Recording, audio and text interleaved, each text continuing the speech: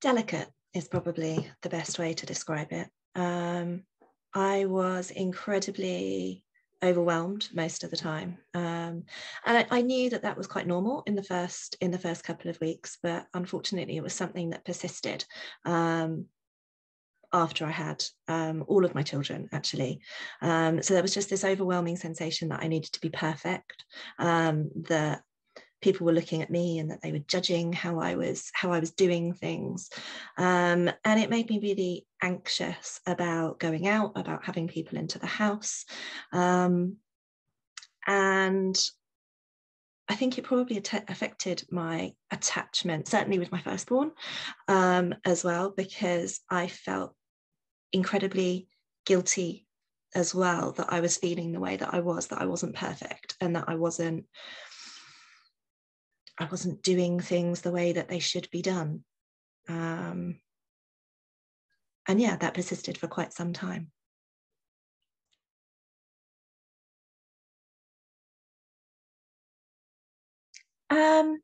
It was quite different between my two pregnancies. I think the first thing that really helped was reaching out and actually talking to other people who were in the same boat, so new mothers, new families, realizing that I wasn't alone, and that other people were feeling the same way, that they weren't. I had this vision in my head that everybody was doing it better, everybody was somehow coping, and I realized that actually, yes, some of the thoughts and feelings that I was having weren't great, but that other people were feeling it too.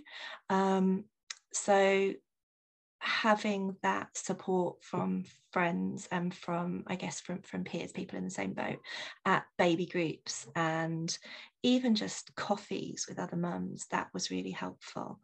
I think with my second pregnancy, I'd recognised some of the feelings from the first time round, and so I reached out and self-referred to the local talking, it's Healthy Mind service, and I had some talking therapies with them, and again, that's sort of chatting over how I was feeling and coping strategies from one of the advisors there, and that happened over quite a period of time and was really useful, which brings me to, I guess, the third thing, which was trying not to do too much. I'm naturally quite sort of an organized, busy person, and I remember I used to have a real thing about list making, and I'd make my to-do list, which would just be absolutely massive and set me up to fail from day one. I'd wake up with this list that just kept getting longer and longer and longer,